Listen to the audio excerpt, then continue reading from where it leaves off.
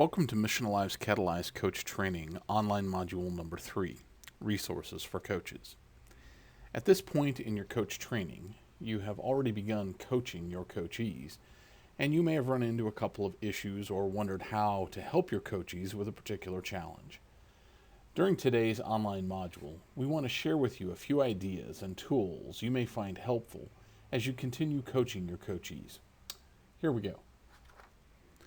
First, we will start by talking about how to integrate a new coachee into a coaching relationship and how a welcome packet can help with that integration.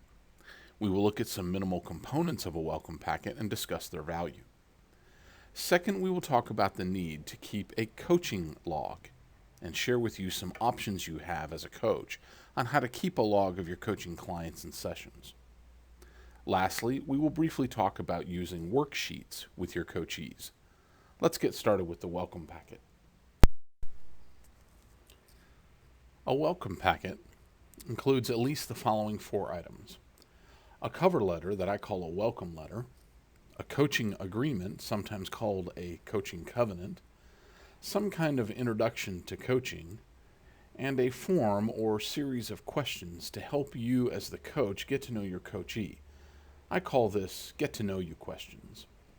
A welcome packet is the best way to integrate new coachees into a coaching relationship with you.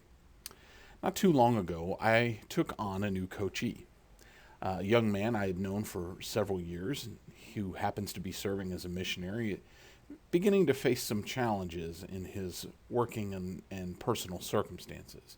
He still had my card and contacted me to explore developing a coaching relationship.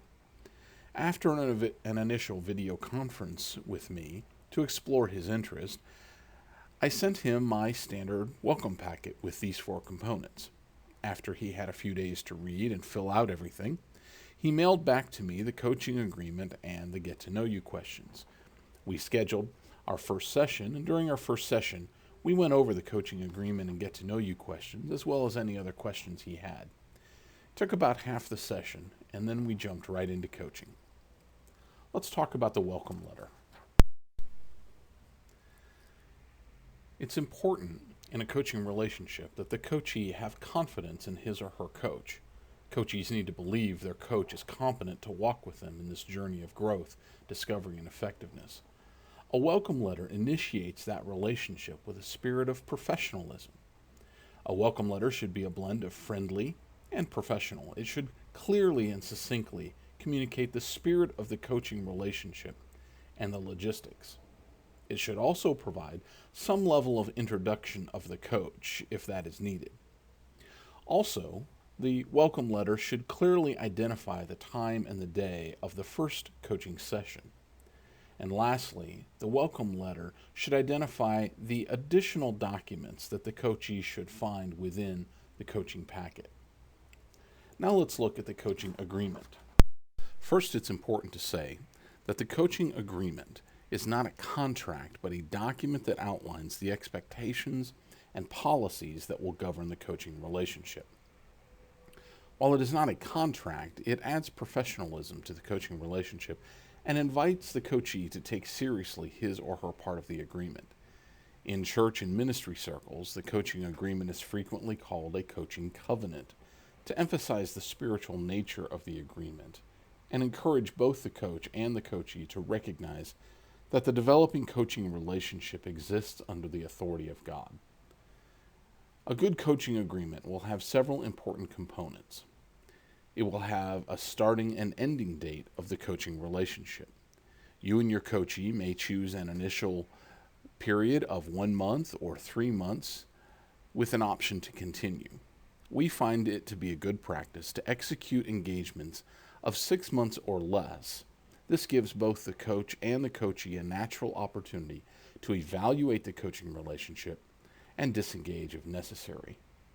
The coaching agreement should also have the frequency of the coaching sessions. There is no standard on how frequently you should meet with your coachee. You may meet weekly or twice a month or monthly or on an ad hoc basis. Whatever the frequency, it should be clearly stated in the coaching agreement. Also in the coaching agreement would be the length of the coaching sessions. Again, there is no standard length. Most coaches tend to schedule sessions between 45 minutes and 90 minutes in length. Whatever length you choose, it should be clearly identified in the coaching agreement so that the expectation is clear. Also in the agreement would be the venue of the coaching sessions. You have a number of options for where you and your coachee meet. Three most common would be face-to-face sessions, of course, or telephone coaching, or video conference coaching. Whatever venue you choose, you should include it in your coaching agreement and specify who initiates the contact or who does the traveling. And lastly, payment details need to be included in your coaching agreement. If you are charging for your coaching, clearly state your fee. If you are charging by the session or by the hour or by the quarter hour, make sure that is clear too. Stipulate how payments are to be made, either by check or by charge card or by cash, and where they can make those payments. These sometimes can be touchy subjects for some people, and handling them in the coaching agreement can avoid difficult conversations in the future. Now let's talk about providing an introduction to coaching. Including an introduction to coaching in your welcome packet can be particularly helpful to your coachees who have never been in a coaching relationship.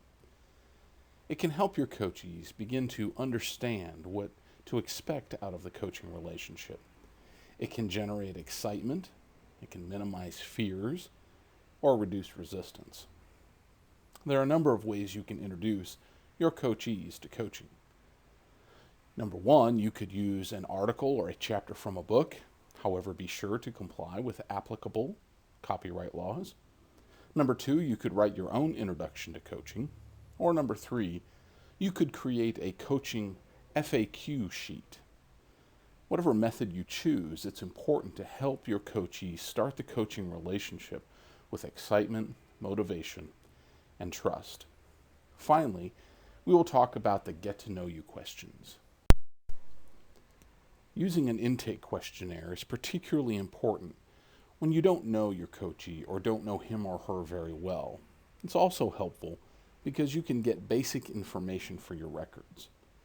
It helps you develop an initial impression of your coachee and get a sense of his or her expectations of coaching.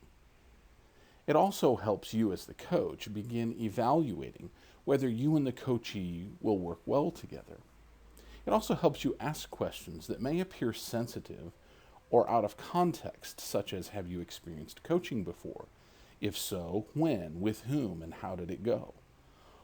Or questions that may be necessary information for you to have as the coach at the beginning of the coaching relationship, such as, are you currently under the care of a mental health professional or counselor? These questions may help you determine whether your coachee needs coaching or some other helping profession to whom you can refer them.